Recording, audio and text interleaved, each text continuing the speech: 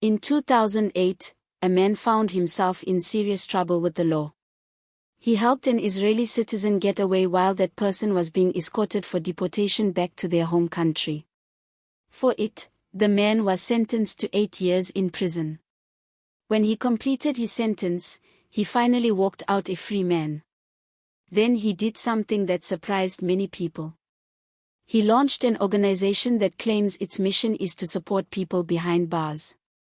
The man's name is Golden Miles Budu. Now, many people are raising questions about what he is really doing. He has become linked to a major matter in South Africa. Golden Miles Budu is trying to block the prison authorities from transferring someone to another facility. Many people know Boba as Cat Matlala. And the central question in this story is unsettling. Is Miles Budu truly a defender of human rights, or is he simply trying to help someone flee again? Miles Budu is presented as a man fighting for rights, yet it's fair to ask whether he is actually doing the right thing. Is Miles Budu a genuine human rights activist, or not? The issue began with what the Department of Correctional Services described as a transfer. Cat Matlala was awaiting trial. He was moved from Kusumra prison to Coxhead, a facility known for extremely strict security. Transfers like this often happen for operational and security reasons, depending on how the system is managed. But once Budu stepped in, the narrative shifted. He argued that officials did not follow proper procedure, and that Cat Matlala was not informed in advance. He said the move happened suddenly, without warning or explanation. The Department of Correctional Services and its decision to relocate Cat Matlala became the spark for the wider conflict. Budu then launched sharp criticism against South Africa's correctional system. He claimed the services behave like a boys' club that does as it pleases while ignoring the rules. He suggested they keep people in the dark, avoid accountability, and refuse to explain their actions. He pointed fingers at the Minister of Correctional Services and at former Justice Edwin Cameron, who serves as the Inspector of Correctional Services. Budu alleged they were failing to comply with the law. In his view, both the minister and former Justice Edwin Cameron were acting outside what they should be doing. To understand what these accusations really imply, you have to understand who Miles Budu is. Miles Budu is the president of the Corrections and Civil Rights Movement.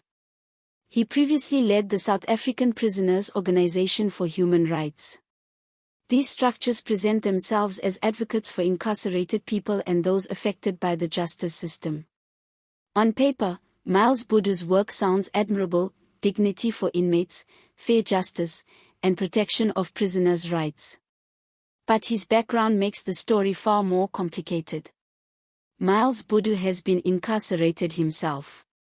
He later became a visible activist, yet he remains deeply controversial. His approach is also unusual. He stages demonstrations while wearing prison clothing. He runs public campaigns calling for expanded prisoner protections. He pushes for prisoners to have rights like voting rights. He is actively campaigning to secure the right to vote for inmates, along with other related demands. The prisoners and the movement want broader recognition of rights, including voting rights. But Budu's past is rough, and 2008 is a key example. He was convicted of assisting an Israeli man, Modi SBEC, to escape while being deported. That case shows Budu was directly involved in unlawful conduct. Then, in 2014, Budu faced trouble again, this time for wearing a prison uniform during a protest when he was not permitted to do so. Budu created a political structure called the Corrections and Civil Rights Movement. Its stated purpose is to support prisoners, former prisoners, and their families. The movement is central to Budu's identity and public image. Some people see him as someone who fights for those treated unjustly. Others view him as a figure who uses the language of rights to stir conflict and disregard the law. Different people hold very different views. Supporters praise him for standing with the marginalized. Critics fear him, arguing he threatens public safety and shows little respect for law and order. He claims he is on the side of those who need help. Budu publicly challenged Matlala's transfer in a very aggressive way. He made multiple claims during radio interviews. Budu said the Department of Correctional Services operates without proper oversight. He argued they move inmates around like pieces on a board game. He dismissed what the spokesperson was saying and suggested the department was misleading the public. Budu claimed officials were twisting the story and trying to manipulate public opinion. He even implied they could be using computers to fabricate narratives. He wanted oversight bodies such as JICS involved before transfers happen. JICS is overseen by Justice Edwin Cameron. Budu's comments painted the Department of Correctional Services as an institution that ignores rules and answers to nobody. Clearly, Budu and the department do not agree on the nature of Matlala's transfer. Justice Cameron, however, made statements that contradicted Budu's version. He explained that the Judicial Inspectorate for Correctional Services does not control transfers from one facility to another. He said the inspectorate can assist families in certain situations, but it does not run transfers. He stated the process was followed properly, and that the department acted as it was meant to. Justice Cameron also questioned Budu's credibility. He warned people to be cautious when listening to Budu because, in his view, Budu may not always be truthful. Cameron suggested Budu should not be treated as a reliable source, and that his claims should be met with serious skepticism. Then the situation became even more alarming. Cameron said there are voice recordings in which Budu allegedly instructs prisoners to attack correctional officers. That takes the issue beyond activism and into something much darker. Encouraging prisoners to assault staff is extremely serious. Cameron indicated these recordings exist and should be taken seriously. The recordings, if accurate, suggest Budu is not only demanding reform but also pushing inmates toward violence, something that cannot be justified. The Cat Matlala transfer itself was complex. Over the years, Matlala had been moved multiple times, with the latest relocation being to Coxhead. Budu questioned whether families and other relevant parties were properly informed about what was happening. He argued the move was unfair and did not add up. Family visits matter greatly, and transfers can disrupt them.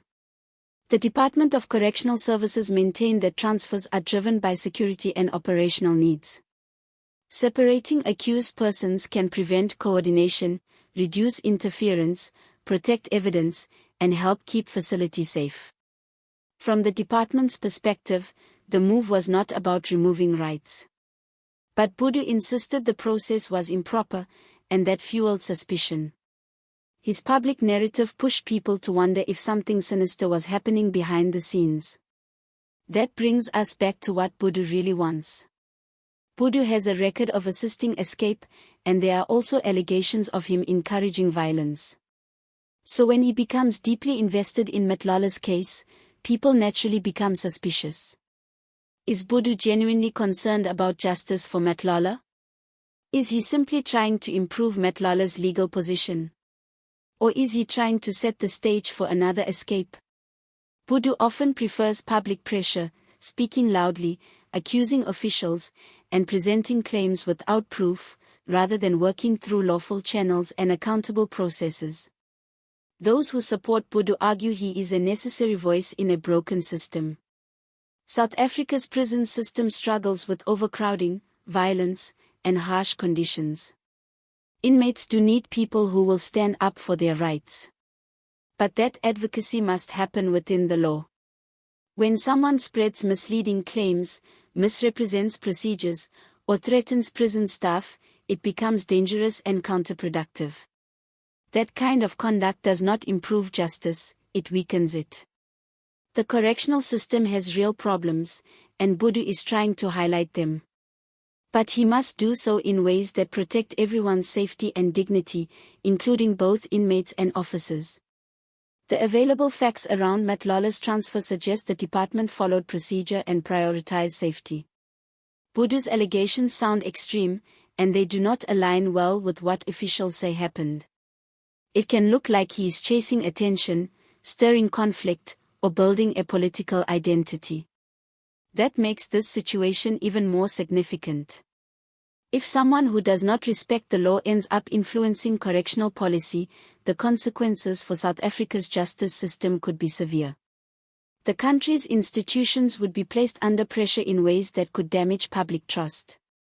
Ultimately, the Cat Matlala saga is a stress test for South Africa's institutions. It examines whether the Department of Correctional Services can remain transparent under scrutiny. It tests whether oversight bodies like JICS can fulfill their mandate. And it challenges citizens to separate real advocacy from spectacle. Cat wants the public to see Matlala as a victim of a secretive system. But officials argue the process was lawful and monitored. At its core, this saga is about truth, legitimacy, and public confidence.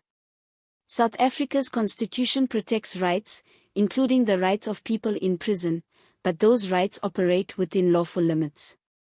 When people like Cat attack institutions with sweeping claims and inflammatory language, they risk weakening the very structures that protect rights. The deepest danger is not the transfer itself. The real danger is a growing loss of trust in the institutions meant to keep the system fair and safe. When trust collapses, the entire constitutional promise becomes harder to uphold. If Cat truly believes procedures were violated, the correct path is the courts. That is where evidence is tested, lawyers argue, and judges decide what is lawful and fair. Public protests, unsupported accusations, and personal attacks on officials do not ensure justice, they often distract from it. In the end, the story of Cat and Cat Matlala is also a story about South Africa's future. Will the country be governed by law, accountability, and evidence? Or will loud performances and selective rights talk allow certain people to evade responsibility? For institutions and citizens alike, the choice is straightforward: uphold justice, demand accountability, and see through the spectacle.